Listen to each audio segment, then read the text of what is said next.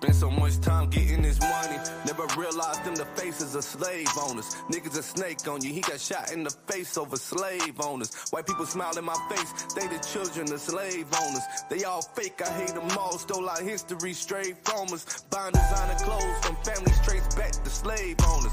The Jewish man a bitch, they bought the land so we can't own it. They ain't get bought to slavery on no ships, like we ain't noticed. Deuteronomy 28, explain us leaving Cape Coast.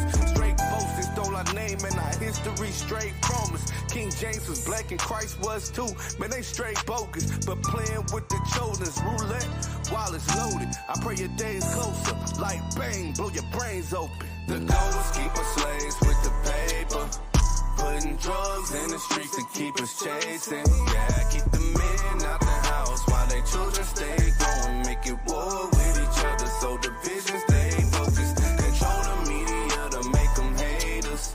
If we teach them hate theyself, they'll never make it. Yeah, discriminate them at the job and lock them up for selling drugs. If we keep on teaching hate, they will never learn to love. They put demons all in our face, rose up idols all in our state, destroyed our mind with all of they Tylenol and they piling on but they hate. Now we dying so they've raised to teach us lies with all that they say. That goes from schools to the media, designed to change the way you think and the way you pray, the words you speak and the money you pay for the things you get and the people don't know. So we marry their kids and we change our goals and the things don't grow when the kids get rich. Lose that money and the wife and kids and they start back over. This is a trap for show, then they sell you music by the trap life.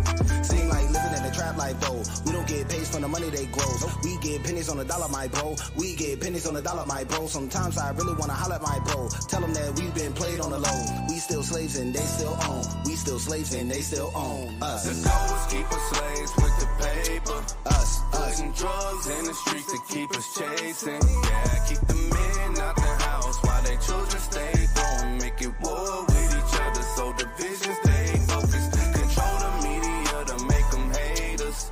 If we teach them hate theyself, they'll never make it. Yeah, discriminate them at the job and lock them up for selling drugs. If we keep on teaching hate, they will never learn to love.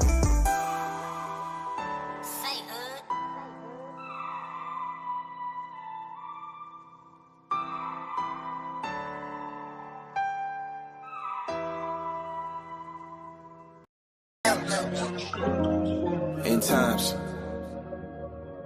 Legendary bandit loose in the building tonight. Today, the members of the Science and Security Board move the hands of the doomsday clock forward.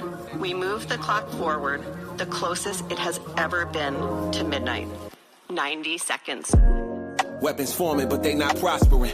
He preparing that table, they gotta watch you win. Tug of war with that flesh. Y'all was cool, now you ops again. Fight the good fight, don't let it box you in. Breath of life, let his spirit be your oxygen. He went away to send it, cause he knew the hearts of men. The spirit telling me not to switch. Put my hand to the plow, I ain't dropped it since. Atomic bulletins, nuclear scientists, all of them weapons only gonna bring us close to where Zion is. At first they won't try to hear. Now they see it and they get the message loud and clear. When you got inner peace, they want you out of here. If you a speaker, they wanna blast you. You a pioneer. Now that the whole world watching the minute hand, repent or perish. If you hearing this, it's still a chance. We looking ancient again. 2 Chronicles 7:14. Let's make an amends. Was a slave to the sin that was caging us in. Who dealt us this wicked hand? No way you could win. Becoming dangerous men to try to pay for the rent. In the gutter, you get one strike, straight to the pen. In they heart is deceit, on they faces a grin. We need solid brothers and sisters, not occasional friends. It's time we racing against the 70th week. Wait for the prince. Still studying the major prophets. We found the truth and the way they hit it made it obvious. Would you look at the time? In with the truth, out with the lies. We got 90 seconds until the show begins. Peace to the laborers, pay them homage. And Hamashiach, it ain't nothing that you can't accomplish. Asking his name, you gon' receive it. He made a promise. You have not, cause you ask not, or ask amiss. The intercessor, he not a genie that grants your wish. You don't forgive, should he forgive you of your past offense? Go forgive your brother and come ask again. He knows your inner thoughts, so you can't pretend. Look, they say we only got 90 seconds. Apply the pressure, you know time is precious. Straightforward and unashamed with his gospel message. Repent, Messiah's coming, though many may not accept it. We about to cross the line, where the lights is off and the cars decline. where the food is scarce and water is hard to find. And talking like how we talking ain't authorized. This your moment, Jacob. You've been called to rise. The furnace of affliction melted the shackles away. Your transgressions are forgotten. Get back in your place. You broke the laws, but I'm greeting you with open arms. The prodigal son, I'm proud of you, son. From a slave to a priest, look how far that you come. Yeah, well done is what we trying to hear. We got 90 seconds until we out of here.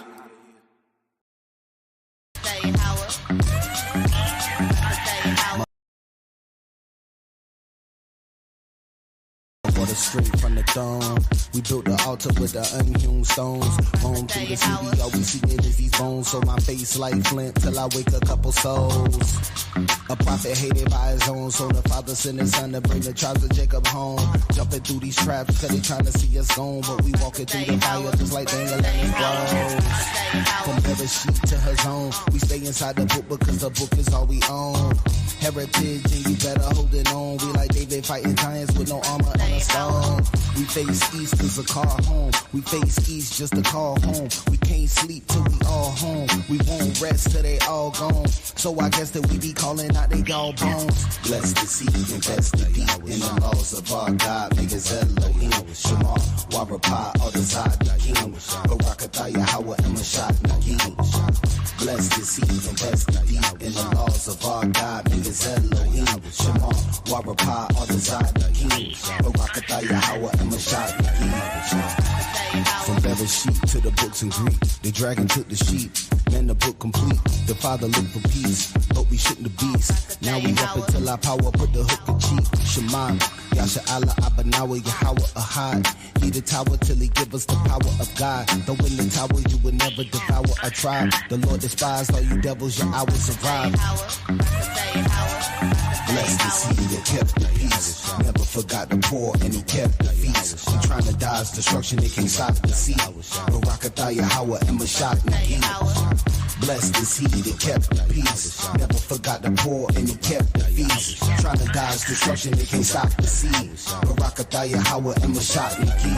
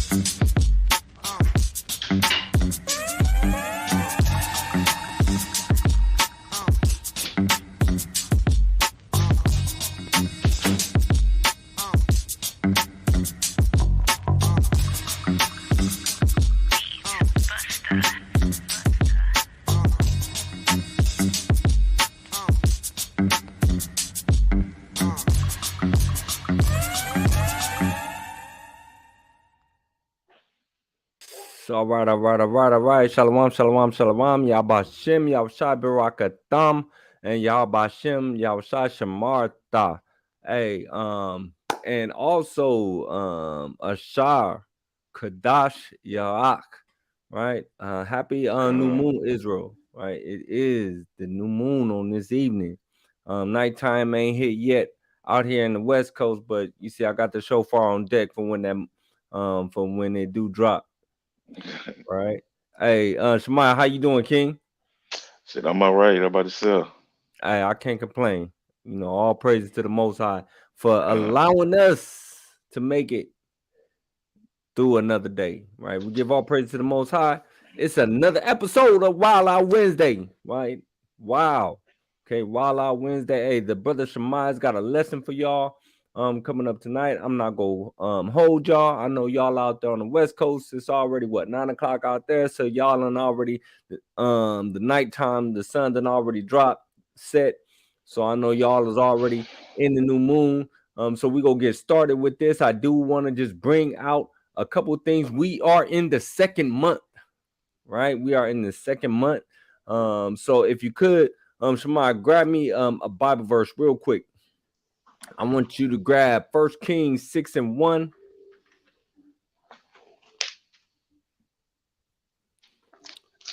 Right, we are in the second month. The second month. Okay, con. 1 Kings 6:1. And it came to pass in the 480th year after the children of Israel came out of the land of Egypt, in the 4th year of Solomon's reign over Israel, in the month of Ziph, which is the second month, that he began to build the house of the Most High. All right, con, right? So we are in the second month. So if you want to get the name of what the second month is, you can go right here to 1 Kings 6:1. It gives us the name of the month.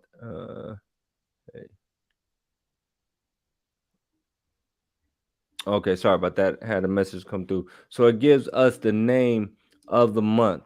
All right. So and now also, so in the second month, so this is for anyone. Oh, okay, there we go. I see my brother Officer Kadar coming on. Shalom, shalom, Yasharala. Yahweh Shem Yahsharakatham. Hey, Shalom. Yahweh Shem Yahshabrakatah. Yahbashim Yashai Barakatah. All right. Yes.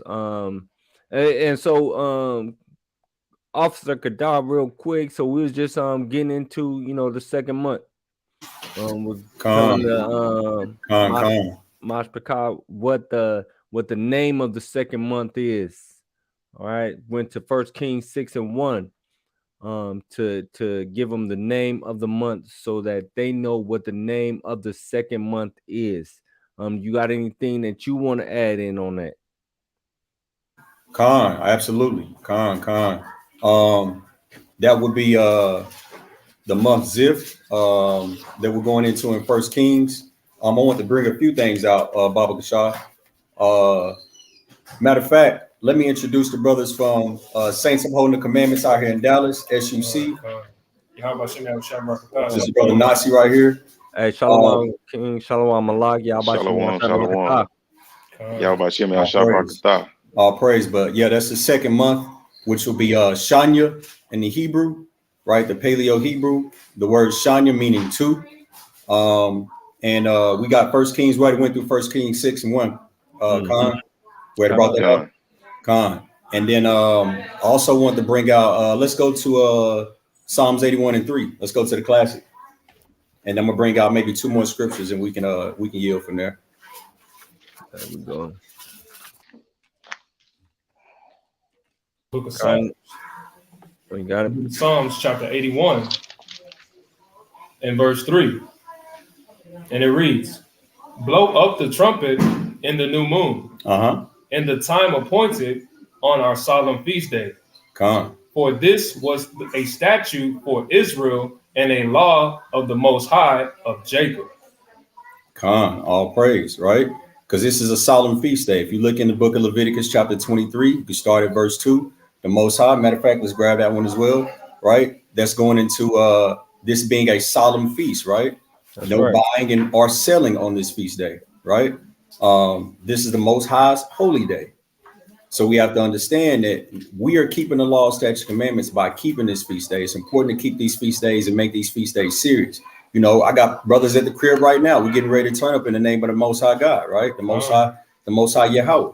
But this is still our due diligence to do these things on these high appointed feast days. Go and bring that up. Leviticus 23. This is the book of Leviticus chapter 23 and verse 1. And it reads thus. And the Most High spake unto Moses, saying, speak unto the children of Israel, and say unto them concerning the feast of the Most High Yahweh, which ye shall proclaim to be holy convocations. Even these are my feasts. Right. See, so this new moon, right, is our high holy feast day. It's an important feast day. Can you grab my shofar? Our high holy feast day. And that's why I'm trying to get this right now so we can blow up that trumpet. Go ahead and blow your trumpet, Adawan. You know what? Because it's dark out there, I'm gonna. Okay, come. I think really trying to put me on blast. Right. Go and blow that shofar. Hey, man, go and blow that thing. Come. All praise.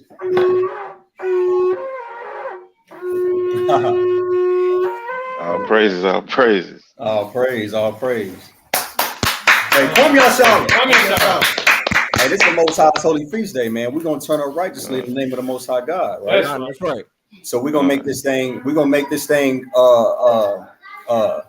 Solemn, right? But we also gonna make this thing mighty through the Spirit, man. And we'll have a righteous time, right? That's right. In the name of the Most High God. Also wanted to bring out another scripture. Matter of fact, somebody grab Judith 8, Baba Cashapp. Judith 8 and start at verse 6. Right? Because we as a camp, we do camp fast, right? Because this is sifting season, as Captain Al-Haran likes to bring out, this is sifting season, brothers going through things through the Spirit. But we caught something, right? Because we forgot that today was the new moon. Well, we didn't forget the day today was new moon, but we tried to fast on the new moon. But I want to bring this out in the book of Judith. It's the book of Judith, chapter 8, verse 6. And she fasted all the days of her widowhood. So this is the sister Judith, a mighty sister through the Spirit, right? Who actually slayed Holofernes, right? Holofernes, an Assyrian invader, an Assyrian general, right? And through the Spirit, my princess out there running around, and then through the Spirit, right? She was able to slay him and behead the invader, Holofernes, right? Because of her servitude to the Most High God. She was righteous through the Spirit. She was sincere in serving the Most High God, and she was able to slay that the Assyrian general. Go ahead, bring that up. Save the eves of the Sabbath and the Sabbaths and the eves of the new moons. Right. And the new moons. Right. That's the key right there. So she wasn't fasting on the Sabbaths because she was keeping our high holy days, right? Keeping those high holy days and feasting in the name of the Most High God, right? So we don't need to afflict ourselves during these time frames, right? Because we have to keep the laws, right? I know we're trying to get closer to Christ, Mashiach Yahushua, when we fast, but in order to get closer to the Most High God, Bahashem Yahushua, we got to keep these laws and keep these feast days. That's right. So we're going to turn up through the Spirit. Y'all got anything y'all want to bring up? You keeping good. I got one more precept. Let's bring out Sirach 8 and Sirach 43 and verse 8. Yep.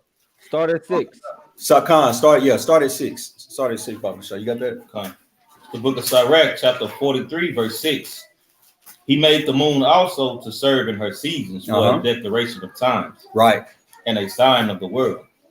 From the moon is the sign of feast. Deuteronomy 4. A light that decreases in her perfection. Right. A light that decreases in her perfection. Right. So that's an understanding right there that the new moon is actually a dark moon, right? Like a newborn baby. It's small, right? And then it's going to increase when it changes, knowing that we're going into the different stages of the moon, right? Go ahead. The month is called after her name, increasing wonderfully in her changing. Right. Increasing wonderfully in her changing. Go ahead. Being an instrument of the armies above, shining in the firmament of heaven. Khan, shining in the firmament of heaven. But we know as Israelites, right? We believe in all it. Well, Salakia, not we, but the world. They believe in all this astrology, right? And trying to, worship these moons and these stars and all these different astrologies and signs in the skies, right? But let's go ahead and cut that with the book of Deuteronomy chapter 4:19. This is the book of Deuteronomy chapter 4 and verse 19. And lest thou lift up thine eyes unto heaven, and when thou seest the sun and the moon and the stars, even all the hosts of heaven, shouldst be driven to worship them. Right, because most of our people right now out there worshiping these signs, right? They Aquarius and all this Sagittarius season, worshiping all these different sun and moon gods and stuff like that. Our people believe in that type of witchcraft, right? That type of heresies. But we need to get back into serving the Most High God, understand that the moon is just a sign for us, right? To help us understand the seasons, right? Because this right now this is like a blooming season, right? through the Spirit. This is like the coming out in the book of First Kings, right? Explaining that this time is when our flowers start to bloom, right? This is the springtime. April and May is usually when Zippor's going to fall in. Go and bring that out. Go and finish that out. Come back in Deuteronomy chapter 4, picking up in verse 19. Should us be driven to worship them and serve them, which the Most High Yahweh have divided unto all nations under the whole heaven? Right. He divided them. That's it. That's who they're supposed to serve, not us. We done fell into that heresies. We done fell into that witchcraft, and we need to get out of that. I got one for you. Yeah, Con, bring that up. Real quick, in the book of Jeremiah, chapter 10, verse 2. Thus said the Lord, the Most High, learn not the way of the heathen, and be not dismayed at the signs of heaven, for the heathen are dismayed at them. Right, because they are dismayed at those things. They are dismayed at those signs. They out here worshiping Santa Claus, right? Santa Claus and Saturnalia, these Saturdays. The Most High gave us the moon and the stars to understand the seasons and the times. That's it. Quick precept, King. Come on, bring it up. Proverbs 3:31. Envy thou not thou oppressor, and choose none of his ways. Right, and choose none of his ways. And we decided as heathens to go ahead and side with the heathen, right? Join the other team and worship their gods. Right, and buy and sell on the Shabbat. And this is why we curse to this day, because we cannot come into this truth and serve the Most High God in sincerity and truth. But I'm gonna yield right there. I got one more. Okay, Con. Y'all got any precepts y'all want to bring out? No, I was gonna bring out Jeremiah 10 and 2. I saw it on your face, Ox. So I saw it in your face, man. You in the spirit, Ox. Last precept. Go ahead, Ox. Con, this is Proverbs chapter 4, starting at verse 14. Enter not into the path of the wicked, right, and go not in the way of the evil man. Con. Avoid it, pass not by it. Right. Turn from it and pass away. Con. That's beautiful, King. That's beautiful, man. Go and break that thing down, Shem. It's the brother Shem from SUC. Con. Shalom, Michael. Shalom. You know, as the brother said, there's so many different ideologies and theologies that the enemy has set up in front of us as roadblocks and stumbling blocks. We have to literally lean on, not on our own understanding, and choose the Most High ways, as well as not accepting what the enemy has given us, right? As far as different practices to pacify us in the land of our captivity, right? But go ahead, King. All praise. And I'm gonna yield right there, man. We can go all day into this new moon, man. But this is the Most High, the Most High's high holy day, and we got to keep this thing, man. That's right. Righteously through the Spirit, and we're gonna make it mighty too. That's a fact. In fact, hey, on that note, grab me Hebrews 10 and 25. Say less. It's like the brother said, we are supposed to be keeping this, right? In righteousness. We're supposed to be keeping this as Israelites. We're supposed to be keeping it with our family members. Hey, you look over there at the Officer Kadar home. He got brothers there. They about to turn up. They're about to celebrate, bring this thing in the way that we're supposed to, right? And that's how you're supposed to do it. That's right. Right? Bring that out for me. This is the book of Hebrews, chapter 10 and verse 22. No, 25. Verse 25, Salakia. Not forsaking the assembling of ourselves together. Right, we're not supposed to forsake the assembling of ourselves. We're called to gather together on the Most High's holy days, on the Most High's feast days. We're called to come together and congregate. You know, it say that in Leviticus 23. It said these are holy convocations. That's gatherings. So we're not supposed to forsake the assembling of ourselves. We're supposed to gather ourselves together because, in fact, finish that off and then Shemaiah, grab me Psalms 133 and 1. As the manner of some is, but exhorting one another, and so much the more as ye see the day approaching. Right, we supposed to exhort each other so much more as we see the day approaching. You know, one thing that I love about the brotherhood, man, and about putting in the work, doing the work with these brothers is because, like Officer said, we fast together as a camp, right, regularly, and so I had called for a fast and completely forgot that the day that I called it for the fast on was the new moon. I forgot. It was just over my head. I was just, oh man, we need to have a fast. Let me call this fast. And the brother was like, hey, the new moon is on Wednesday. I was like, oh yeah, the brother caught that. All praises to the Most High. But that's what being in the congregation, does. It allows for, hey, when one brother is missing something, the other brother's going to see it and he's going to catch it and be like, hey, you know That's what, this is this day or whatnot. But anyhow, as we see the day approaching, we say we are supposed to exhort each other that much more, right? Hey, new moon is coming up. You know what I mean? What are you bringing? What are you cooking? We supposed to exhort each other as we see the day approaching, as we get ready to gather together. In fact, Shemai, bring that out. Psalms 133. That's the precept I was going to too. Psalms 133 and 1. Behold, how good and how pleasant is it for brethren to dwell together in unity. Right? It's a beautiful and pleasant thing for brothers to dwell together in unity. Right? We can look at the news all day long. We can look at music videos and see how our brothers are talking about killing one another, gang banging, doing this, that, whoring out our women. Right? We can look at that, and that right there is discouraging in itself. But how beautiful it is to see brothers gathering together in unity, brothers of one mind, the like mind, saying, hey, we keeping the Most High's holy days and coming together as brothers, loving each other as brothers, all of us trying to keep the laws to the best of our ability, all of us striving for that same penny, right? With no hatred, no animosity. Shemai, read that one more time for me. Let me go back to it. The book of Psalms, chapter 133 and 1. Behold, how good and how pleasant is it for brethren to dwell together in unity.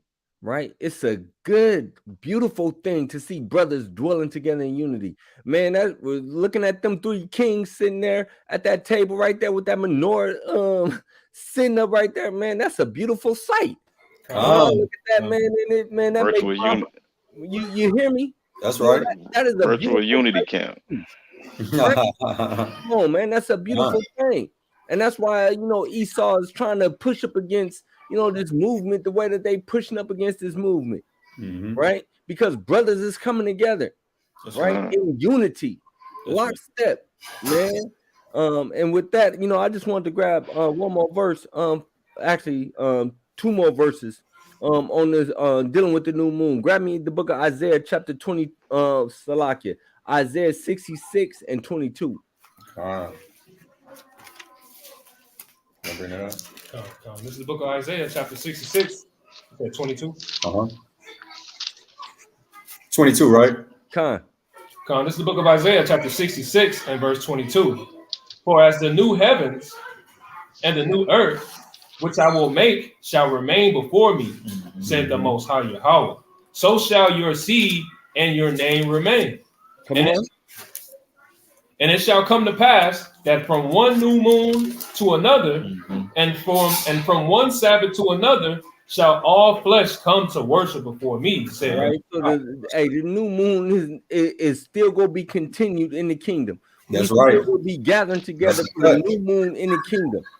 Right. That's why, what we doing right now, we just rehearsing the righteous acts. That's right. Right. But nevertheless, we still rehearsing them. Right, it's brothers out there that ain't even trying to keep new moons.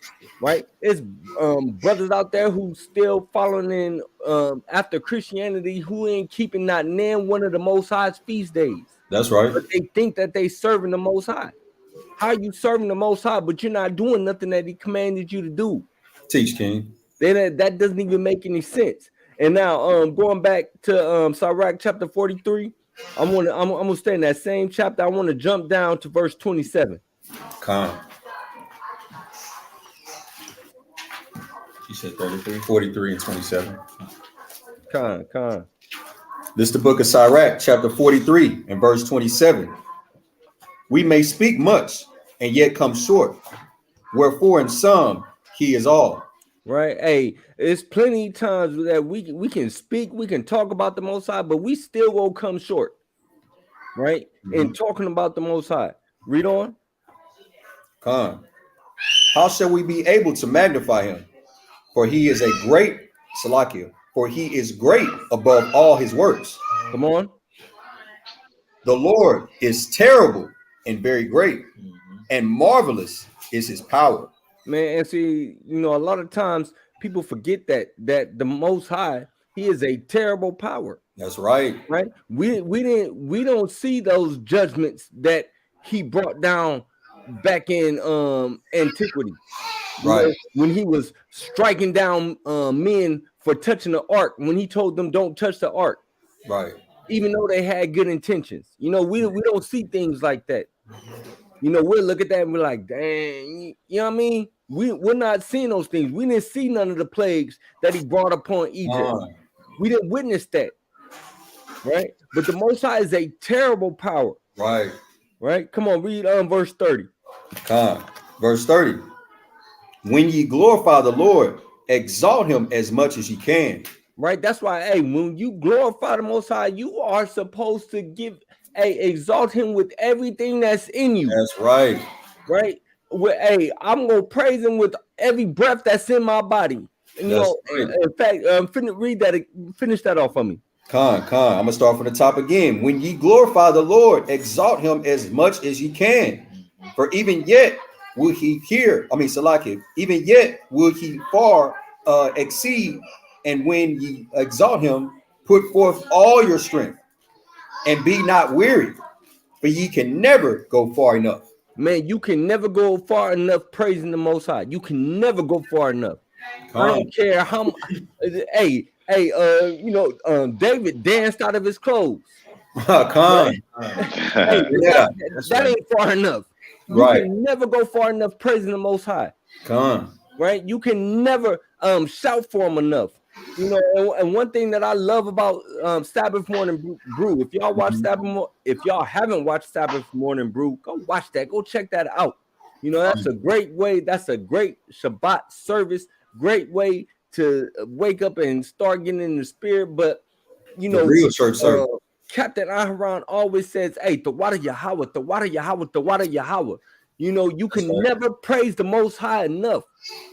Right, for everything that he's done, for all that, for the breath that he gives you, you can't do it. It's not possible.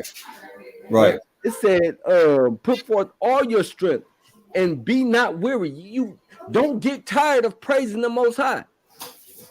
Right, but you can never go far enough, man. And that says right there, really, in itself. Right. And that's why I brought that up. Go ahead. You got one. Yeah, let me get a precept right quick. Ecclesiastes 4, and I'm starting verse 9 to Yahweh's point of making each other accountable.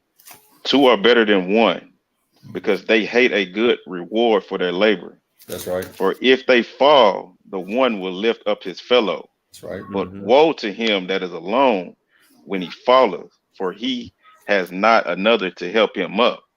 Right. And to Yahweh's point of holding each other accountable, he forgot about the new moon, but another brother was there to lift him up.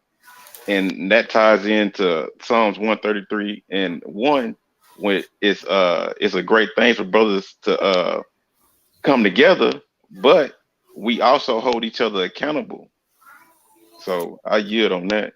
All praises, all praises. Did y'all brothers have anything else y'all wanted to bring out on that? I did have two precepts I wanted to bring out. Go ahead. You can give me Acts 2 and start at 41, and somebody else can give me Hebrews 3 and 1. Just let me back in Acts 2 and 41. Let me back it on the same points that the brothers are bringing out, as far as the brethren and the brotherhood and dwelling together and holding each other accountable and being enough for each other. We all we got, right? So somebody can bring it out. This is the book of Acts chapter 2 and verse 41. Then they that gladly received his words were baptized. And the same day there were added unto them about 3,000 souls. Right.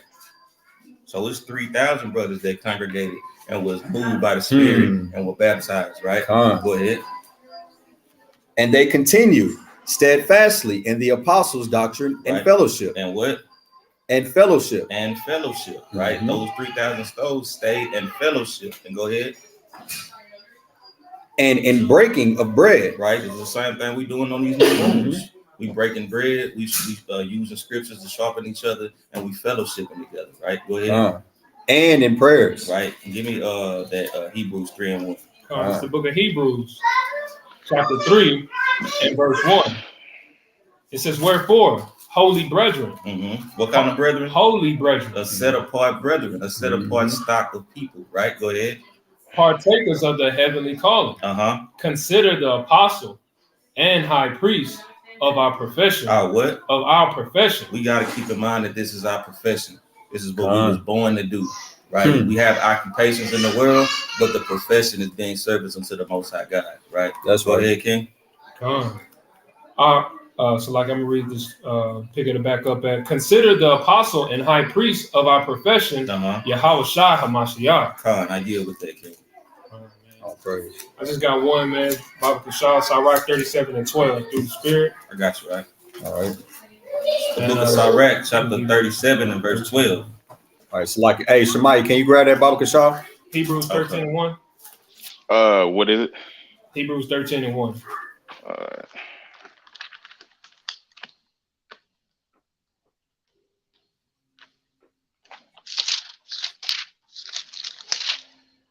It's the book of Hebrews, chapter 13 and verse 1.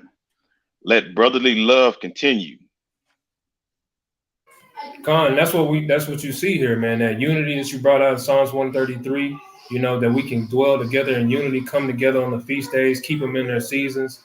You know, that's brotherly love, man. And it's going to continue, Lord willing, through the Spirit, right? And if you get that Sirach 37 and 12, I'm the yield. Hey, Shemai, go and grab that one too, Captain. I got you. This is the book of Sirach, chapter 37 and verse 12. But be continually with a godly man, whom thou knowest to keep the commandments of the Lord, whose mind is according to thy mind, and will sorrow with thee if thou shalt miscarry. Just kind of back to the point about the fasting. You know, the brother was like calling the fast, proclaiming the fast on the feast. Hey, the brother kind of miscarried through the Spirit, and it was, we're gonna fix this. We're gonna write this thing through the Spirit. Right. But how would you catch that if you're not continually with a godly man? Right. So, man, call Allah, man, to your Most High, man, for having brothers, you know, from different congregations and different camps and bodies to still come underneath one banner, Yahweh. By Shema Mashiach praise, by Shema Mashiach Yahushua. Oh, real quick, also too. So this is the second month, and this is for anybody who was not able to congregate due to being unclean or just couldn't make it or whatnot. So grab me the book of Numbers, chapter 9 and verse 11. So there is a second Passover that you are able to keep if you was unclean and you wasn't able to go congregate.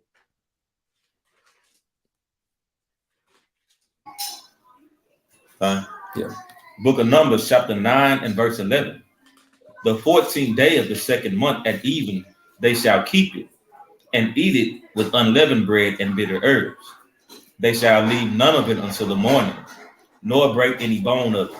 According to all the ordinance of the Passover, they shall keep it. In fact, jump at the verse 10 for me. Of Israel, saying, if any man of you or of your posterity, start from the top, so like speak unto the children of Israel, saying, if any man of you or of your posterity shall be unclean by reason of a dead body or by a journey afar off, yet he shall keep the Passover unto the Lord. The 14th day of the second month at even, they shall keep it and eat it with unleavened bread and bitter herbs. Right. So if you missed the first Passover, here's your opportunity to do the Passover and keep the Passover. So on the 14th day, this is the first day of the second month. So on the 14th day at even, keep the Passover. This is your do-over, so to speak. So if you was unclean that first time around, you can keep it this time. All right. And with that, as far as the new moon goes, officer, you got anything else you want to speak on? Hey, does anybody throw it in the chat? What's the next feast day? What's the next feast day after this new moon? Not that we already did the makeup Passover. Anybody know? Throw it in the chat, Baba Cashapp.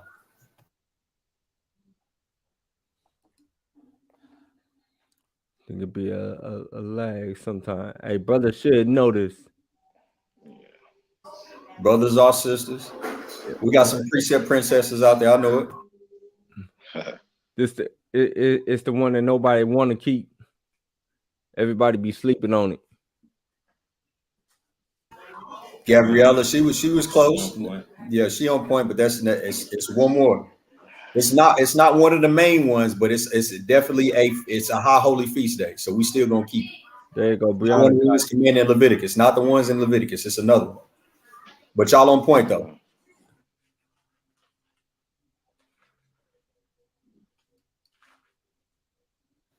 I'll give y'all a hint. It's gonna be in the Apocrypha.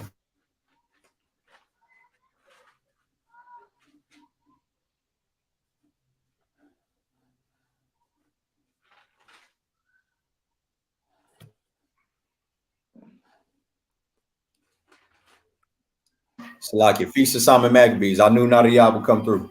All praise. All praise. God. Hey y'all, I was slipping on that one too. I ain't gonna cap.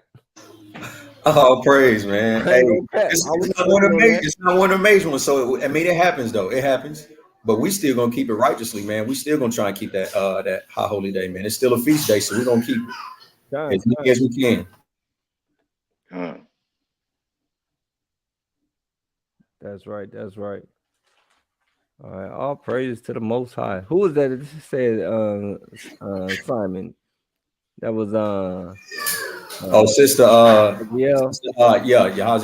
Jaziel. Keziah. All right, Khan. Mm-hmm. All right. All praises to the Most High. All right, and so with that, all right, so with that, yo, we go get ready to go ahead and jump into this lesson. Oh, but before we do, sorry, Salagia, but it is Walla Wednesday, and I gotta play this clip. I know y'all done heard about old boy getting shot for knocking at the wrong door. God. Madness. It's crazy. It's crazy. So I am gonna share this clip real quick, and we'll get into it next week. But you know, I gotta put this devil on blast for what he did. You know what I mean? So let me know if y'all can hear this. A disturbing story out of Kansas City. The family of a teenager says the boy was shot after knocking on the wrong door. He was trying to pick up his younger brothers when the homeowner fired. That teen was released from the hospital today. CBS 2's Lilia Luciano has more on that and the outrage that no charges have been filed. You should never, ever have to worry that your life will be taken. 1 block difference is what the family of 16-year-old Raf Jarl say landed him in the hospital Thursday. Jarl was supposed to pick up his younger brothers from a friend's house on 115th Terrace in Kansas City. But she says instead he went to 115th Street, where he rang the bell, and that's when police say a man opened fire, shooting him in the head. Jarl's aunt said the man then shot him again. There is a thorough investigation underway now. There will be a thorough review in the prosecutor's office. We will make sure we do all we can to be fair, to make sure that we're as expeditious as possible. The homeowner who allegedly shot the teen was taken into custody on a 24-hour hold and was released. Police cited the need for further investigation and for a formal statement from the victim as some of the reasons. While the identity of the shooter remains unknown, many in the community worry race may be a factor. Kansas City's police chief acknowledged that concern. I want everyone to know that I'm listening, and I understand the concern that we are receiving from the community. Black lives are under attack. What do you do? Stand up, fight back. Protesters gathered and demonstrated on Sunday, calling for justice, including Jarl's father. Our message for the prosecutor: we want charges. That's what we want. If he goes free, the next black kid that's gonna ring that doorbell could get shot again. All right.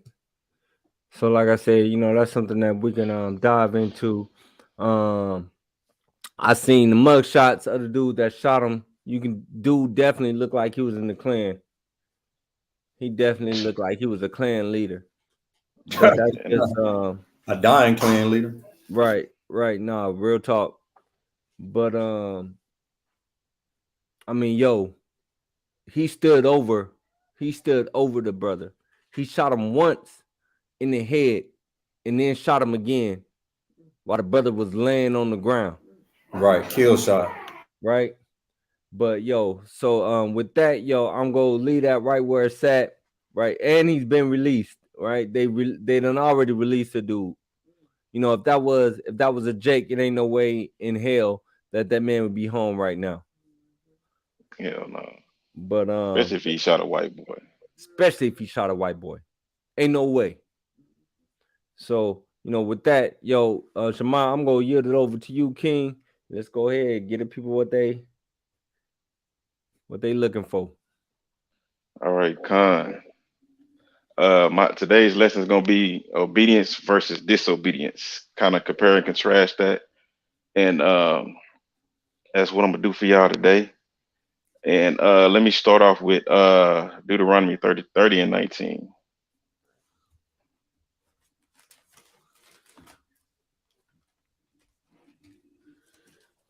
All right, this is the book of Deuteronomy, chapter 30.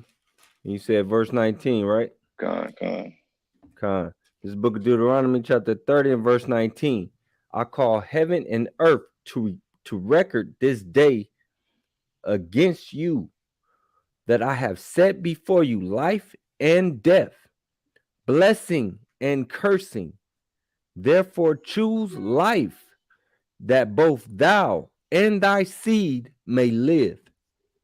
This right here is the perfect verse for obedience and disobedience, comparing and contrasting it, because obedience leads to life and blessings, and disobedience leads to death and cursing. And this was a question to the children of Israel. It's like an open book test, and he gave you the answer to the test, and we still failed the damn test. Right. That's how hard-headed and stiff-necked we are. Let me get Romans 5 and 19. Barbara Cashapp. Book of Romans, chapter 5 and verse 19. For as by one man's disobedience many were made sinners, so by the obedience of one shall many be made righteous. And this is compare and contrast for obedience and disobedience to the point where what happened after that. It was punishments for disobedience. It was power and obedience, because Adam disobeyed the Most High, and sin came into the world. And when I say world, I'm talking about Israel. So sin came into the world, but through the obedience of Yahushua, righteousness came. So we now can be grafted back in. We now can start doing the law, statutes, and commandments. And also grace came into the world. So if we fall, if we do mess up, we have grace. We can get back on that horse and keep it pushing. I'm gonna give another example of Adam and Yahushua. Let me get 1 Corinthians 15 and 22. Barbara Cashapp. Hey, I'm gonna say shalom. I'm gonna go and hop off because I got a lot of background noise. So I know brothers can't hear me if I try and bring out any precepts to read. So I'm just going ahead and bow out. I want to say shalom. Hey, shalom, King Yabashim Yashai Barakatam. Hey, shalom, Yabashim Yashai Barakatam. Hey, Ashar Kadash Rock. All right, and you said 1 Corinthians 15 and 22. This is the book of 1 Corinthians chapter 15 and verse 22. For as in Adam all die, even so in Christ shall all be made alive. So through the disobedience of Adam, another punishment that we all die. Before that, we didn't die. So, but through the obedience of the most of Yahushua, and through the obedience of Yahushua, now we can be made righteous again. We can come back to the covenant. We can enter into the kingdom of heaven. Let me get Romans 6:16. This is the book of Romans, chapter 6 and verse 16. Know ye not that to whom ye yield yourselves servants to obey, his servants ye are to whom ye obey, whether of sin unto death or of obedience unto righteousness. So whoever you yield yourself servants to, that's who you're gonna obey. Hey, Howard, can you give me the definition of yield real quick? And share that for me. Because with yield, you can also use submit. Yield, submit, synonymous with each other.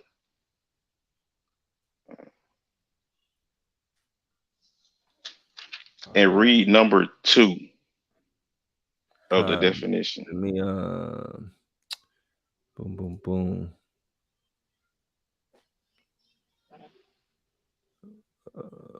Hold on for 1 sec.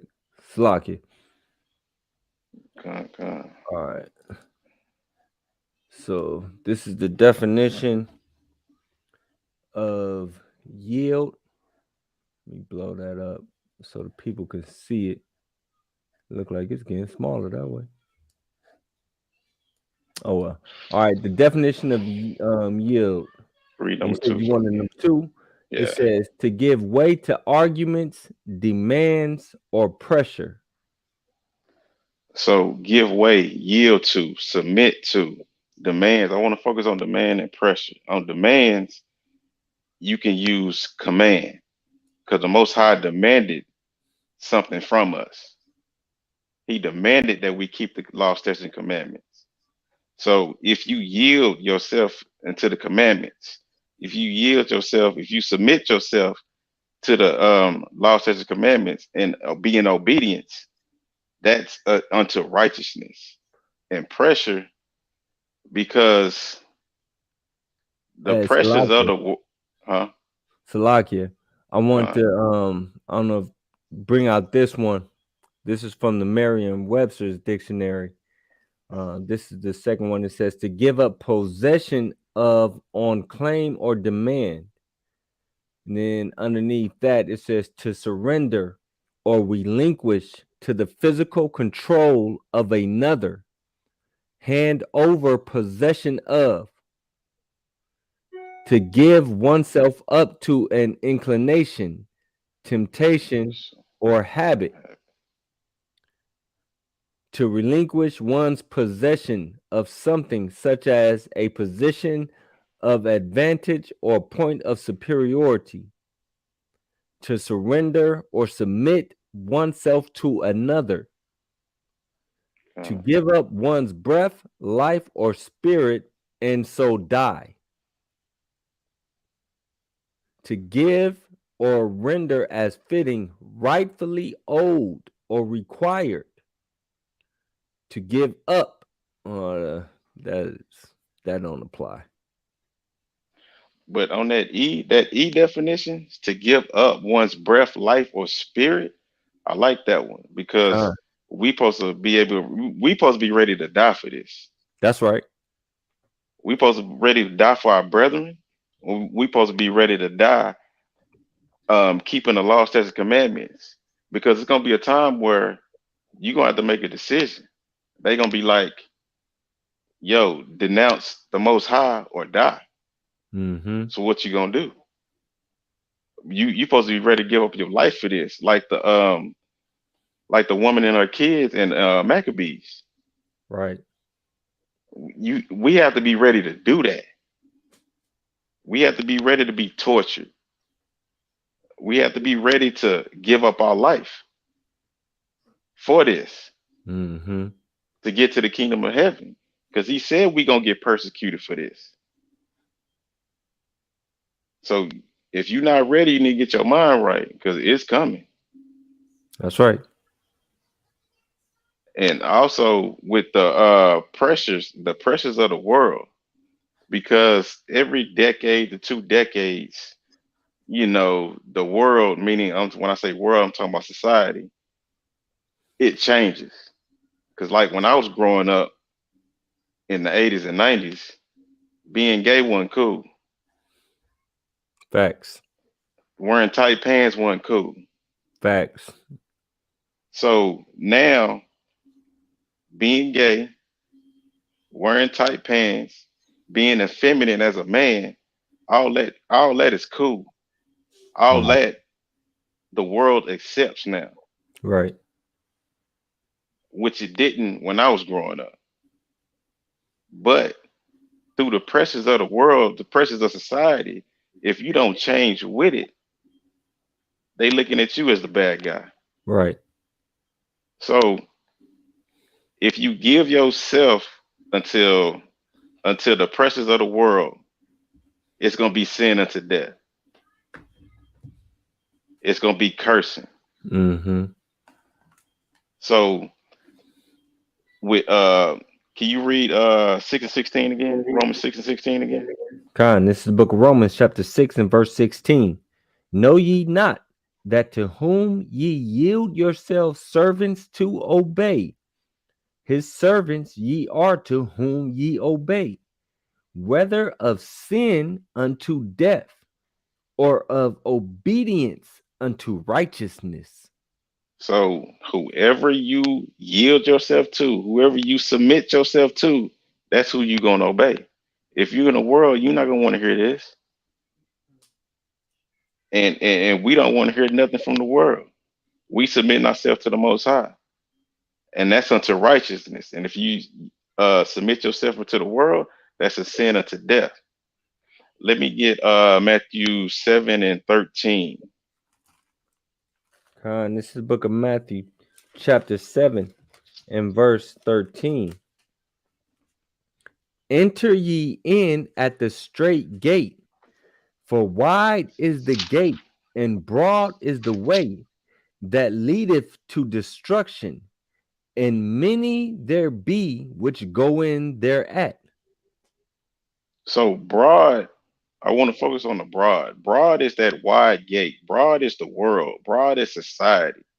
Broad is that gate that the majority of the people are in. Salakia.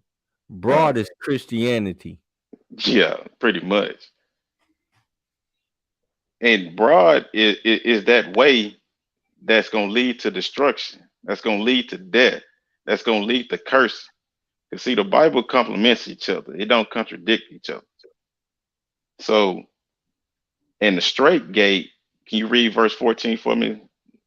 Verse 14, because straight is the gate, and narrow is the way which leadeth unto life, and few there be that find it. Now, straight is that walk we on. Straight is the way of the Most High. Straight leads to life. Straight leads to blessings, and ultimately the kingdom of heaven, if you endure to the end. So broad is that way that what we used to be in, that we came out of, to walk this straight path. And I want to give a couple of examples of disobedience. Can you give me Genesis 19 and start at 15? I gotta okay, you said Genesis 19. Con. And you wanted 15? Con. All right, this is the book of Genesis, chapter 19 and verse 15. And when the morning arose, then the angels hastened Lot, saying, Arise, take thy wife and thy 2 daughters, which are here, lest thou be consumed in the iniquity of the city. So this right here, Lot and his family was given a directive to do. You jump to verse 17 for me. Verse 17. And it came to pass when they had brought them forth abroad that he said, escape for thy life. Look not behind thee, neither stay thou in all the plain. Escape to the mountain, lest thou be consumed. So there's another directive that they was getting. First, they was told to escape. Then they told to head up to the mountains. That's how bad he was going to destroy this place. Head up to the mountains and don't look back. Another directive. And let me get verse 26. Verse 26. But his wife looked back from behind him, and she became a pillar of salt. So the one person that was disobedient got a punishment, and she became a pillar of salt. She looked back. She probably, I mean, it don't matter the reason why she looked back, but she looked back. She didn't listen. She was disobedient. Did you have something you want to bring out, Adawan? Oh yeah, Khan. I want to grab that second Esdras chapter 7. And this was just to land me back off of what you was bringing out in Matthew. This is second Esdras chapter 7 and verse 7. It says, the entrance thereof is narrow and is set in a dangerous place to fall, like as if there were a fire on the right hand, and on the left a deep water, and one only path between them both, even between the fire and the water, so small that there could but one man go there at once. Right? And this is talking about that narrow path. Right? It says, going back to that Matthew 7, right? Going back to that Matthew 7, where it says, broad is the way that leadeth to destruction.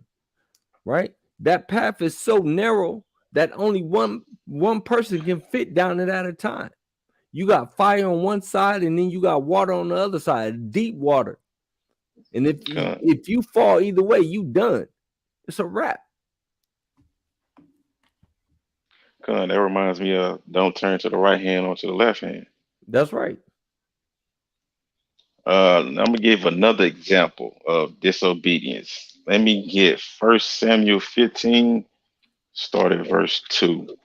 1 Samuel 15 and verse 2. And then just real quick to add on to also what you were saying about, Lot's wife. That's why it also says no man who looks back is fit for the kingdom. Right? Because when you think about it, Lot's wife, she wasn't looking back at the fire and the brimstone that was coming down. She was looking back. She was missing her old life. That's what it was. She was missing. She was like, oh man, we giving up all of this. And also before that destruction, Lot went to his son-in-laws and tried to warn them, but they mocked him. Right. So they didn't go. So only Lot and the two daughters that he had inside the house, Lot, his wife, and the two daughters he had inside his house left. That's so right. She could have been looking back for her daughters. You know what I'm saying? And I mean, it's so much that you can think about that. Like Lot, with him being her husband, he probably made her go. Like, look, you coming, and she didn't want to leave. I mean, can you picture a rebellious woman like, oh, I don't want to go. Why we gotta leave? And she fighting against her head about leaving. And while they escape, and she constantly, she want to look back. Like you said, man, at the end of the day, the instructions was given. Don't look back. And also you talking about rebellious wife. She was probably like, we finna leave everything for these two niggas who said that we need to go. Exactly. Yep. You know what I'm saying? So, and think about how bad Sodom and Gomorrah was. For they had to escape all the way to the mountains. because he was going to utterly destroy them. And for some dudes to come and knock on your door and be like, hey, you know them two niggas just came in your house? Hey, yo, bring them out so we can do whatever we want to do with them. Right. Right. Like that, it was that comfortable for two niggas to come knock on your door and say, yo, bring them two niggas that came out. That came in your house. Yo, bring them outside. We can do what we do with them. Right. And to think that it's going to be worse than that. It's going to be worse. Coming. Hey, and you know, the scriptures say, talk about spiritual Sodom, right? We in spiritual Sodom. I mean, just think about it, man. I think about this every day, and I don't want to get sidetracked, but I think about this every day, like especially when I'm dealing with my 15-year-old daughter, and you know, I'm going over the scriptures with her and telling her, hey, you need to come out of this world. You know, I know it is difficult for you because you're in high school and all your little friends are doing this, that, and the third, right? And you need to separate yourself from it, right? Because we living in those times right now where we are being told to separate. The scriptures say, come out of her, my people. We're being told to separate, but you have people who have grown up here, who are accustomed to the ways of the world, who look at the world like, oh, it's really not that bad. And our people go along and get along. And, you know, you got the things like, I forget the pastor's name, but he just had that Easter. In fact, we just did the thing. Pastor Todd. Yeah. Pastor Todd. You got the dudes like Pastor Todd who are giving their Easter services where they got all this foolery going on and people thinking that's okay and that's all right. Man, we are living in those times right now. Right. And the question is, really, are you going to be one of those ones that don't want to let go of the ways of the world? You steadily looking back like, man, I really don't want to leave, but I got to leave. And you got one foot in, you got one foot out. You lukewarm. You're not neither hot and you're not cold. You lukewarm. But the scriptures say you'll get spewed out of his mouth. Right. What was that you wanted? 1 Samuel 15 and start at verse 2. This is the book of 1 Samuel chapter 15 and verse 2. Thus saith Yahweh of hosts, I remember that which Amalek did to Israel, how he laid wait for him in the way when he came up from Egypt. Keep going. Now go and smite Amalek and utterly destroy all that they have, and spare them not, but slay both man and woman, infant and suckling, ox and sheep, camel and ass. Now Saul was given a directive by the Most High. Clear cut. Yo, go down there and destroy everything. It ain't no confusion with that. Destroy everything. Let me jump to verse 7. Verse 7. And Saul smote the Amalekites from Havilah until thou comest to shore, that is over against Egypt. Keep going. And he took Agag, the king of the Amalekites, alive, and utterly destroyed all the people with the edge of the sword. Keep going. But Saul and the people spared Agag, and the best of the sheep, and of the oxen, and of the fatlings, and the lambs, and all that was good, and would not utterly destroy them, but everything that was vile and refused, that they destroyed utterly. So you got Saul here. Now he was given the directive to destroy everything, but yet he took the king and he took the best of everything, and everything that they didn't like, they destroyed. Read verse 10 for me, 10 and 11. In this book of 1 Samuel chapter 15 verse 10. Then came the word of Yahweh unto Samuel, saying, It repenteth me that I have set up Saul to be king, for he is turned back from following me, and have not performed my commandments. And it grieved Samuel, and he cried unto Yahweh all night. So Saul disappointed So Saul disappointed the Most High, because he didn't listen. So let me jump to 13 and 14. Verse 13. And Samuel came to Saul, and Saul said unto him, Blessed be thou of Yahweh. I have performed the commandment of Yahweh. Then And he came, Salakia. Then he came to Samuel and straight lied to him. Talking about, I did what the Most High told me. Read verse 14.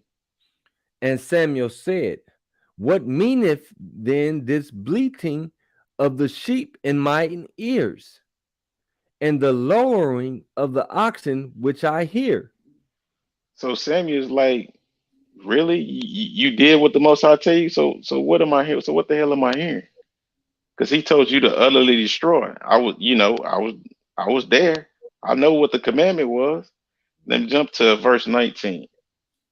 Verse 19. Wherefore then didst thou not obey the voice of Yahweh, but didst fly upon the spoil, and didst evil in the sight of Yahweh? Go to verse 23. Verse 23. For rebellion is as the sin. No. Read through verse 23. Oh, okay, Khan, got you. Yeah. Well, let's start at 20. 20. Oh, Khan. And Saul said unto Samuel, Yea, I have obeyed the voice of Yahweh, and have gone the way which Yahweh sent me, and have brought Agag the king of Amalek, and have utterly destroyed the Amalekites. But the people took of the spoil, sheep and oxen, the chief of the things which should have been utterly destroyed, to sacrifice unto Yahweh thy power in Gilgal. And Samuel said, Have Yahweh as great delight in burnt offerings and sacrifices, as in obeying the voice of Yahweh? Behold, to obey is better than sacrifice, and to hearken than the fat of rams. For rebellion is as the sin of witchcraft, and stubbornness is as iniquity and idolatry. Because thou hast rejected the word of Yahweh, he have also rejected thee from being king. So Saul went to Samuel, lied to him, blamed it on the people like he ain't the king, like they don't do what he say. And if they do something off, you the king, you supposed to stop them from doing it. So, but Samuel said to obey is better than anything else. Obey the words of the Most High. And rebellion is as witchcraft. And the scriptures say, I suffer not a wish to live. And idolatry, rebellion is like idolatry. Have no God before me. So you break in. See, when you disobedient, you break in a slew of commandments. It's not just one. You start off with one, but then because you broke that one, you broke this one, and then you broke that one. When you disobedient, you break a slew of commandments.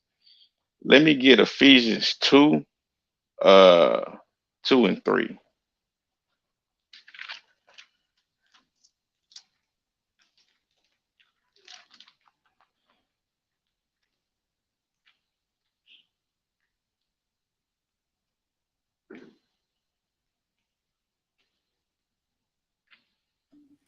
Khan, this is the book of Ephesians, chapter 2 and verse 3.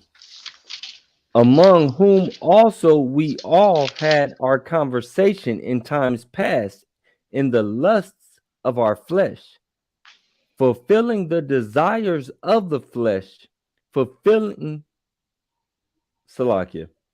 I'm going to start that again from the top. This is the book of Ephesians, chapter 2 and verse 3.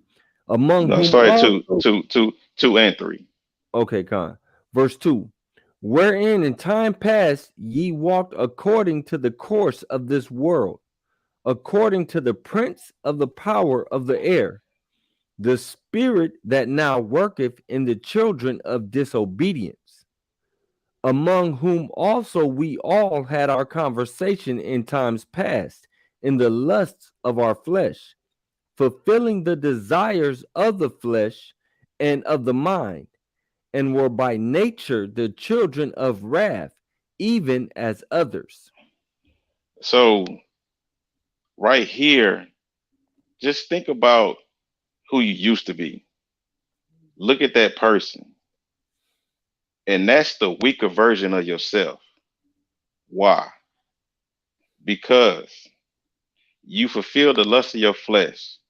You fulfill the desires of your mind. You were the children of wrath. You had no discipline. That's why. That's the weaker version of yourself. You didn't have no discipline. You did whatever the hell you wanted to do. Because the world said it was okay, you did it. Even if it wasn't. Even if it went against the commandments, you may have still did it. So that's the weaker version of yourself. That's that old man. That's that matter of fact, give me Ephesians 4:22. This is the book of Ephesians, chapter 4 and verse 22.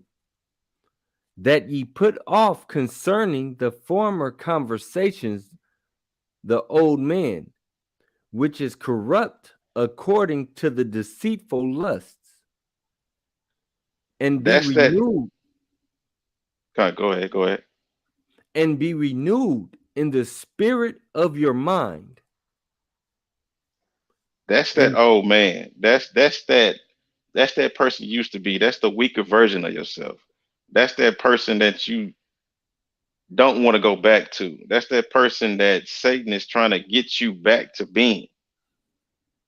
Because us doing this walk, like we put that man off, we suppressing him. You know what I'm saying? So you have to keep that man down and keep on this straight and narrow path. Let me get Colossians 3 and 6. This is the book of Colossians, chapter 3 and verse 6. For which things' sake the wrath of God cometh on the children of disobedience. So when you disobedient, you put the Most High in a situation, you force his hand. Because Satan is the tempter. Satan and his demons are the tempter. They only tempt you. And if you do what they're tempting you to do, now you're forcing the Most High hand. He the tempter, you do it, then he run to the Most High. So now you're forcing his hand.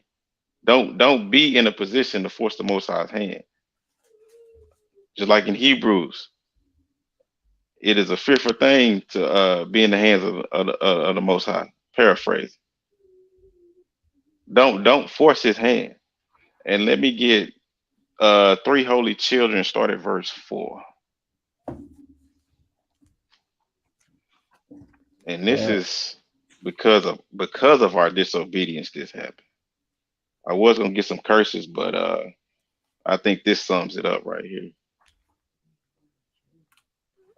4 and go to 9. This is the book of the song of the 3 holy children. You say you want 4? Yeah, 4 to 9. Con. For thou art righteous in all the things that thou hast done to us. Yea, true are all thy works. Thy ways are right, and all thy judgments truth. In all the things that thou hast brought upon us, and upon the holy city of our fathers, even Jerusalem, thou hast executed true judgment. For according to truth and judgment didst thou bring all these things upon us because of our sins. For we have sinned and committed iniquity, departing from thee. In all things have we trespassed, and not obeyed thy commandments, nor kept them, neither done as thou hast commanded us, that it might go well with us. Wherefore all that thou hast brought upon us, and everything that thou hast done to us, thou hast done in true judgment. and thou didst deliver us into the hands of lawless enemies, most hateful forsakers of God, and to an unjust king, and the most wicked in all the world. So because of our disobedience, we was handed unto lawless enemies, forsakers of God. So when you want to follow the enemy, you want to follow the heathen, you being a forsaker of the Most High. And he's executed true judgment on us on our disobedience. He could have went farther than what he did, actually. So let me get 2 Timothy 1:7. I want to read verse 14 real quick. It Okay. says, "For we, O Lord, are become less than any nation, and be kept under this day in all the world because of our sins." So when you look at us, we become a proverb and a byword. We become less than any nation. That's why all the nations look at us as laughing stock. I mean, they look at us and they want to emulate us. They want to copy our swag, this, that, and the third. But nevertheless, we're beneath them, right? We're beneath them. We can go knock on the wrong door and get shot twice. And nothing happens. You wanted 2 Timothy? Yeah, 1:7. Con. Became a proverb and a byword. This is the book of 2 Timothy, chapter 1 and verse 7. "For God have not given us the spirit of fear, but of power and of love and of a sound mind." So when you are obedient, that's when we gain our power back. That's when we start to live. That's when we are not the valley of dry bones anymore. And we don't have the spirit of fear, because you can't have power and have fear, and be scared. Mm-hmm. He didn't give us the spirit of fear. He gave us power, and most importantly, he gave us a sound mind. So we can no longer be tricked by the heathen to go back in the world. They can't just tell us anything no more. We became the number one enemy to them because we woke up. And they don't like that. And let me get 1 John 5:3.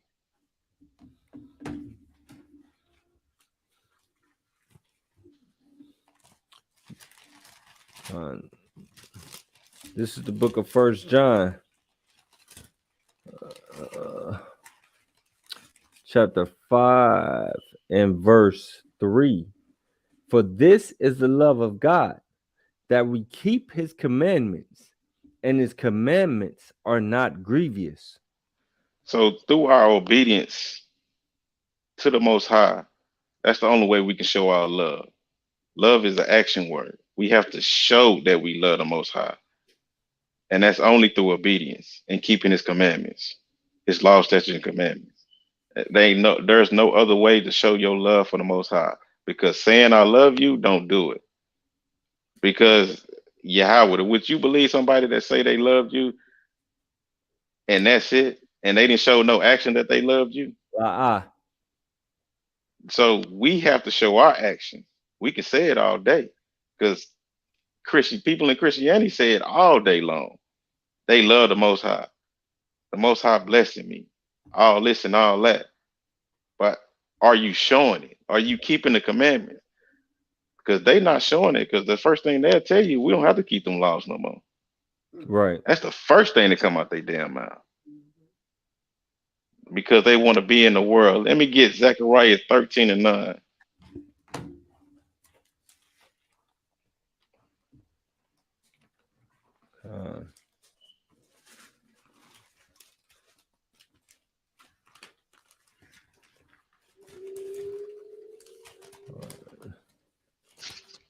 This is the book of Zechariah, chapter 13 and verse 9. "And I will bring the third part through the fire, and I will refine them as silver is refined, and I will try them as gold is tried. They shall call on my name, and I will hear them. I will say, it is my people, and they shall say, Yahweh is my power. And I brought this out because in our obedience, in keeping the commandments, we're gonna get persecuted. We're gonna go through it pretty much. But the Most High, through your obedience and through your faith, He will bring you out of the fire. Whatever you're going through, He will bring you out of it. And let me get Wisdom of Solomon 3, 4 through 6.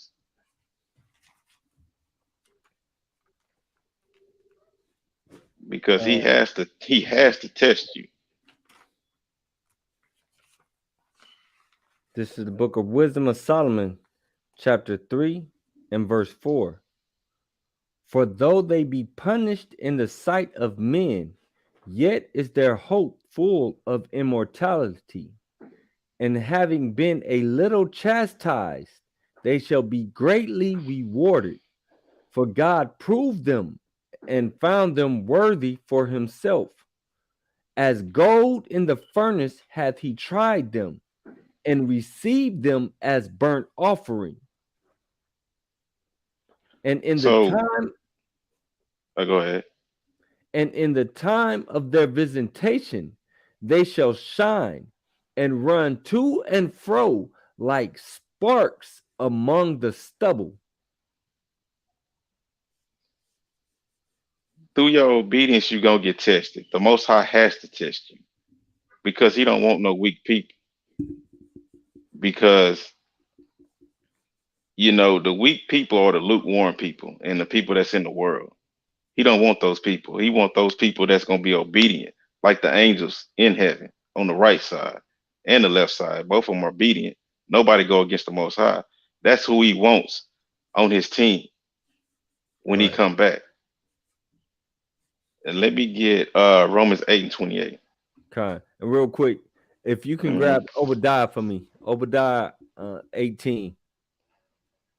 Because I want to read this one more time. I love this verse.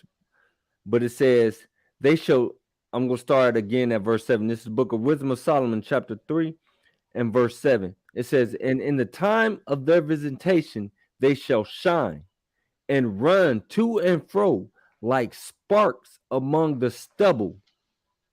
They shall judge the nations and have dominion over the people, and their Lord shall reign forever. Right? Grab me, read that for me in the book of Obadiah, because it says that they shall run to and fro like sparks among the stubbles. Here's a precept for you. Give me that. 18. Yup, Con.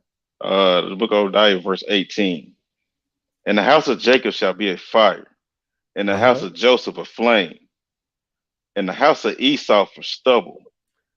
And they shall kindle in them and devour them, and there shall not be any remaining of the house of Esau, for the Most High has spoken it.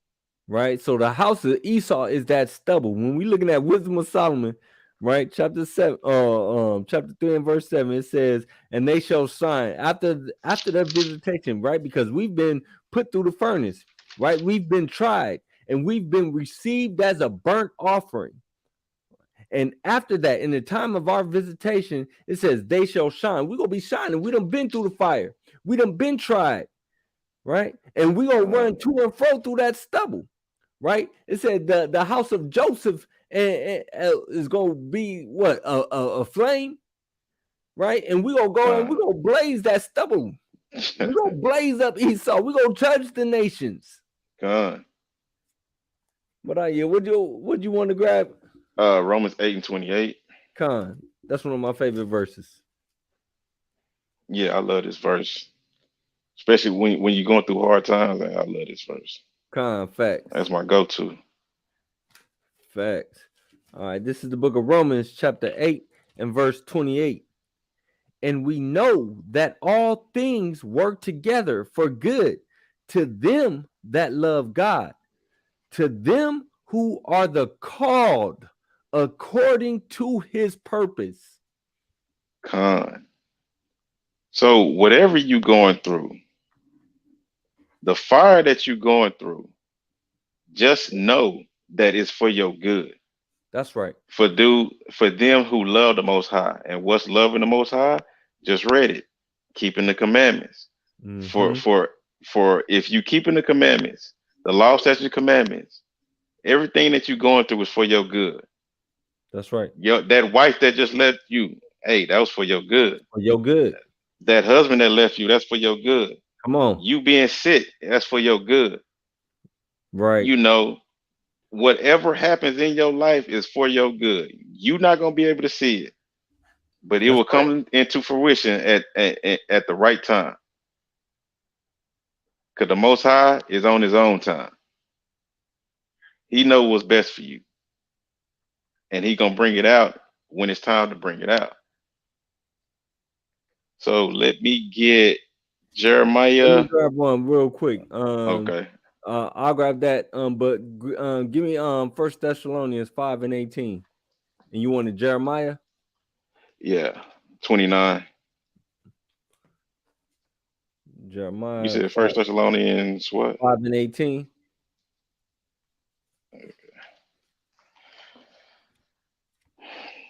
It's the book of 1 Thessalonians chapter 5, verse 18. In everything give thanks. For this is the will of the Most High in Mashiach Yahushua concerning you. Right. In everything give thanks, man. Hey, one of the things that got us into trouble when we was in the wilderness was that damn murmuring, complaining, groaning. We had it better before. Why you bring us out here just to die? We was eating good when we was back in Egypt. Now we out here eating this manna. You know what I mean? In everything, man, give thanks. Though it may be, it may be trying. You may be thinking like, man, why am I going through this? Hey, in everything, give thanks, right? Because who the Lord loveth, he chastiseth, right? So whether you're being chastised or whether you just might be being tested to see how you gonna respond, to see how you gonna react, to see are you gonna start murmuring and grumbling and complaining, or are you gonna say, man, I know the Most High got me? Because hey, the birds in the air, they don't worry about where they go, what they go eat, or where they go sleep. You know what I mean? The grass and the lilies, right? Or I'll butcher the scripture, but yeah, I know what you're talking about. Aren't you much more than that? Right. Oh, so yeah. what are you gonna do when those tests and those trials come upon you? Are you gonna get your face all down and start moping around and complaining, man, woe is me? It's all bad right now. Or are you gonna be like, man, all praise to the Most High? You know, I know the Most High is gonna see me through this thing. I know the Most High is gonna bring me out because you know what? I've been down and I've been in bad positions before, and the Most High brought me through it. I know that He can. I know there's nothing that He can't do. Right? So I'm giving all praises to the Most High. But I yield, man. You wanted Jeremiah 29. 11. Con. This is the book of Jeremiah, chapter 29 and verse 11. For I know the thoughts that I think toward you, saith Yahweh, thoughts of peace and not of evil, to give you an expected end. He want to give us that expected end for obedience, which is life, blessings, and ultimately the kingdom of heaven. That's that expected end that we all doing this for. You know what I'm saying? So let me jump to verse 14 for me. Verse 14. And I will be found of you, saith Yahweh, and I will turn away your captivity, and I will gather you from all the nations and from all the places whither I have driven you, saith Yahweh, and I will bring you again into the place whence I caused you to be carried away captive. And that is what we waiting for. We waiting to get out this place. I hear it all the time. We waiting to get out this place. It's like at Passover. we said we hope this is our last Passover. Mm-hmm. We trying to get out this place, but that's only gonna go to the obedient. Right. Only the obedient is gonna get out of this captivity. It's gonna get this captivity turned around. And let me get Jeremiah 16:16. This is the book of Jeremiah, chapter 16 and verse 16. Behold, I will send for many fishers, saith Yahweh, and they shall fish them. And after will I send for many hunters, and they shall hunt them from every mountain and from every hill and out of the holes of the rocks. Right now we are fishing.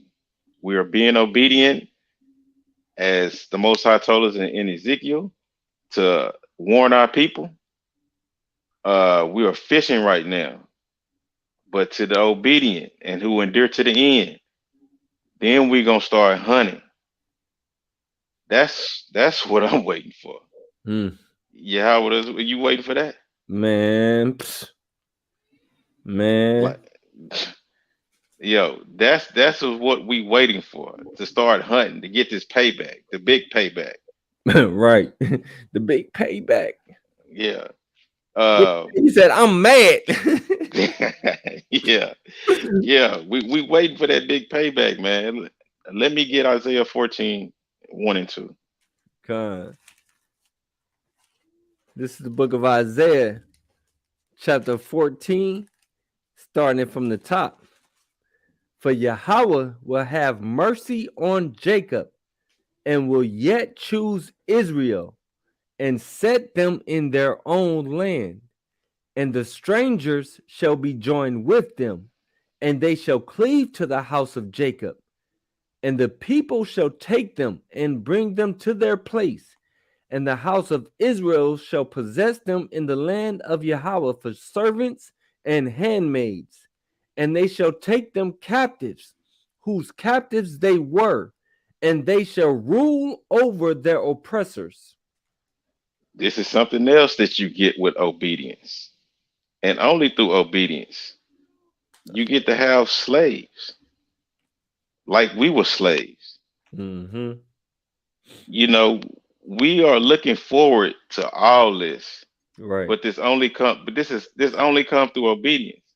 You can't skip the line and go straight to the end and be like, oh, I was obedient. You know what I'm saying? You got to prove that thing. Right. Let me get Psalms 137:8 and 9. Because all these, what I'm bringing out is for the obedient, for the people who do what they're supposed to do. This is the book of Psalms, chapter 137 and verse 8. O daughter of Babylon, who art to be destroyed, happy shall he be. In fact, hold on, Salaya, I got to get verse 7. It says, remember, O Yahweh, the children of Edom in the day of Jerusalem, who said, raise it, even to the foundation thereof. O daughter of Babylon, who art to be destroyed, happy shall he be that rewardeth thee as thou hast served us. Happy shall he be that taketh and dasheth thy little ones against the stones. Kahalalaya. God. This is something else you get through obedience. Because I'm telling you, Lord willing, hopefully my obedience and everything that I'm doing gets me into the kingdom. Yo, I'm catching alley hoops with these babies' heads, man. I'm coming off the top rope, the top rock of Mount Everest. You know, I'm finna go through there. You know, but that's what I want. So guess what I got to do? I got to be obedient. I got to do what the Most High told me. You know, I got to go through this fire. I got to go through that. I got to endure to the end. Mm-hmm. That's what you got to do. So, and that's what I'm working towards. That's what we are working towards. Right. Because we won't forever rest. We tired of this place. Right. Facts. We don't want no more depression. Facts. We don't want no more looking over our shoulders. Going out the house, don't know if we gonna come back that night. Come on. Because Esau just so terrible. Come on. And get me Revelation 22 and 14. And this is the book of Revelation, chapter 22 and verse 14. Blessed are they that do his commandments, that they may have right to the tree of life, and may enter in through the gates into the city. So this is the ultimate goal that we trying to reach. This is what we doing all this for. Everything else, those are perks that's gonna come with it. But our main goal is to enter in the kingdom of heaven. That's what we want. That's what we doing it for. That's why we going through these tribulations, this fire. We got to go through this to get there. Right. And then we're going to have forever peace once we get there, Lord willing. Get that rest. Okay. And then this is my last scripture. And for the people of this, Revelation 21 and 8. This is the book of Revelation, chapter 21 and verse 8. But the fearful and unbelieving and the abominable and murderers and whoremongers and sorcerers and idolaters and all liars shall have their part in the lake which burneth with fire and brimstone, which is the second death.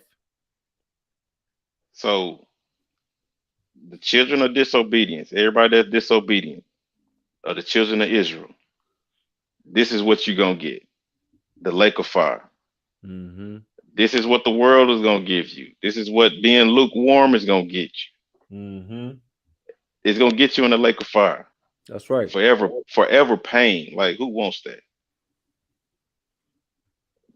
That is going to get you. Disobedience is going to get you the lake of fire. Point blank, period. So if you love the world and you love being in the world, have fun. But just know this is going to be your end. That's right. And I yield off that. That's my lesson. Khan, all praises. Kahalalaya. Hey, that was a great lesson, King. Much needed for the nation.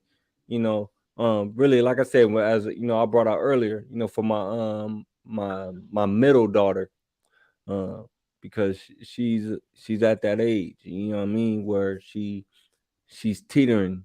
You know, she asked me yesterday, she was like, oh, what's the point? What's the point of everything? What's the point of all of it? If we at the end, why don't we just live life and enjoy life now? If we at the end. I'm like, you know, but great lesson. So with that, hey, Yasha Allah, you know, it is late. You know, again, Ashar Kadash Yarach. Happy new moon, happy holy moon, right? Enjoy. This is the second month, right? We are in the second month number 2. All right, the second month. So with that, yo, we are the Anointed House of Saints, and let me grab that verse, Daniel 7. What verse is it, Mama? 7 and 18. 7.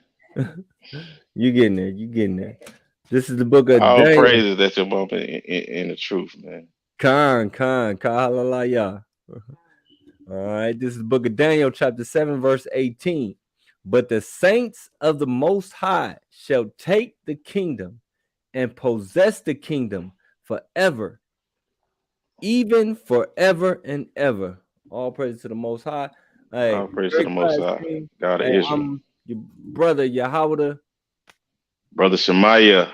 Man, and we're in the Anointed House of Saints. Hey, Shalom Israel. Oh, real quick. Tomorrow, Thursday Night Live. Again, we got the Friday night classes, y'all last one, so we are giving those. We are doing the Friday night class as well. You got a Salakia because I forget the name of it. Friday Night Focus. Friday Night Focus. Khan, the water. And then we got Sabbath Morning Brew. All right. And of course, RSVP. They doing first fruits out there in North Carolina. Then also we got Tabernacles, which is going to be in North Carolina this year as well. But if you are looking to prospect, we are going to be having another prospect phase that is going to be starting here pretty soon. So if you're looking to join us to do the work, put in your brick, hey, shoot us an email at the Anointed House of Saints at gmail.com. That's AHOS at gmail.com. I believe that's what it is. But anyway, shoot us that email. If you want to donate and help us with doing the work, we greatly appreciate it. Just hit that Cash App. Go subscribe to our other channels. We got the channel in Atlanta, and then we've got the channel in San Francisco also as well. So go subscribe to those channels. Look out for the content. And also, we've got the verse of the day. The brother's been doing the verse of the day, and they're not long. You can check that out, man, to get your daily word.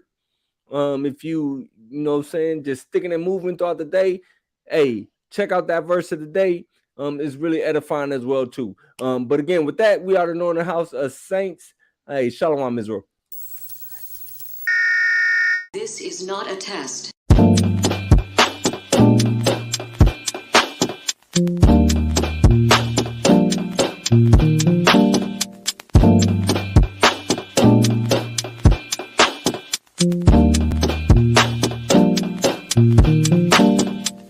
Black skin, black sauce, black Jesus, black music, black skin, black sauce, black Jesus, black music, black